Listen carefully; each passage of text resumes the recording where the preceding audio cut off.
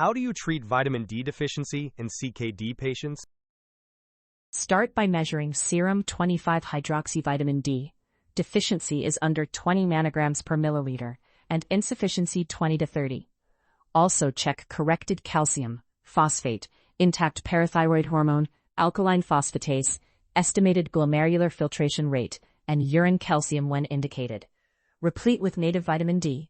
For example, cholecalciferol 50,000 international units weekly for 8 to 12 weeks. Then maintain 800 to 2,000 international units daily, or individualized dosing. In advanced chronic kidney disease or persistent secondary hyperparathyroidism, consider calcifediol or active vitamin D analogues under nephrology guidance, and monitor calcium, phosphate, and parathyroid hormone in 8 to 12 weeks, and regularly thereafter. If you enjoyed this video, please subscribe, and I'll see you in the next one.